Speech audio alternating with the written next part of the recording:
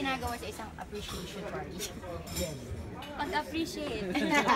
Yun nga, parang ilang beses ko narinig yung word na yun. Pero seriously, yun siya. Medyo late siya kasi dahil sa mga schedules ng lahat. Pero yung gathering na to para mag-thank you sa bumubuo ng Pangako Sa'yo from the staff, production, the management, and our co-actors. And masaya kami na nandito kaming lahat. And alam mo, natapos yung isang project na may nabuong friendship. And yung alam namin na, okay, tapos yung Pangako Sa'yo. So we did it, one down, parang ganun. Ako very happy sa lahat ng nangyayari. Look up naman. Look up. Kaya ako. Kaya yun, siyempre very thankful and masaya ako. Nakita ko ulit mga nakasama ko sa Pangako Sa'yo after how much months? 30. Mga ano na, 2 months? 2 months na. Pero yan, happy lahat and nagka-party kami. So, yun. Daniel, excited din kami aside from Pangako Sa'yo. Pinag-uusapan yung movie niyo, di ba? Meron ba kayong gustong i-share sa amin na bago tungkol din sa film? Okay, may share kami. Of course, yung una doon na sobrang na-excite kami. Mag-shoot kami out of the country. Wow! 90% of the movie will be shot in Barcelona. Wow. And yung director namin, pwede na daw namin sabihin, it's official. It's direct Olive Lamasa. Wow! So, medyo seryoso, no? Yes! Medyo? Seryoso yun? O, take muna. Sobrang seryoso. Hindi kami nagbibiro dito.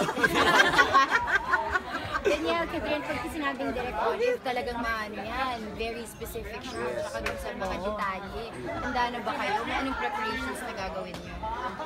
Maraming preparations kasi alam natin pag kay Inang bihira siya gumawa ng pelikula and sobrang pasasalamat namin dahil tinanggap na yung project na to and excited talaga kami kasi sabi nga namin ni DJ, totoo talaga namin dito sa movie and I'm very thankful kay Tita Maluet sa lahat dahil pinaghahandaan talaga ng lahat ng pelikula. So we're very excited. Yeah.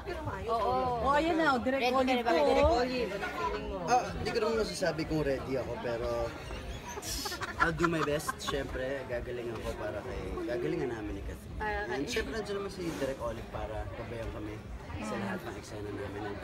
And hindi niya kami titigilan hanggat di niya nakuha yung gusto niya. For sure. So, talaga excited din kami. Meron daw kayo mga Spanish lessons. Ito ba Meron, yan? meron. Ano pa yung mga ibang workshop niyo na gano'n? So far yun pa lang yung language muna.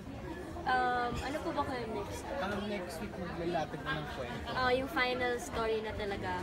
So, tapos mag-ocular na rin sila soon. So, simulan na talaga yung movie as soon as possible. Kailan kayo alis? Probably Next month siguro. May first week of May. May release date na? Tempo? Wala pa. Wala pa. Kasi this year. So wow, mag-i-Espanyol kayong dalawa. Para ni DJ. DJ, sample naman ng Spanish. Wala pa, di ko pa ako nagsisimula ng workshop. Pero pagka marunong na ako, hindi na ako tatagal. Talaga? Ito talaga? Spanish siya talaga. Oo. Anong nagpapa-extra happy sa'yo ngayon? Ang hyper mo ngayon? Parang saya sa'yo. Birthday siya. Birthday Birthday pala. pala. 21. How you will celebrate your Wala, alam mo naman ako, very exciting ako, bahay lang ako. Ano nga Family lang, wala talaga. Bahay. 21 is para debut ng lalaki. Kaya yung gift sa'yo ni Daniel at ikaw ang bibigyan. Binigyan ka daw niya ng wallet na matching kayo. diba? Apo, wallet. Yeah. Ayan. Tapos ako nag-aaral sa kanya. Ano bang gusto mo, DJ Miranda? Ikaw lang ang gusto mong give. Ako wala. Kahit motor na okay na. Kahit nagpabili ng motor. Sugar mom. Trinay ko lang baka gumana. Mukhang gagana ba? Lamper. Ayun.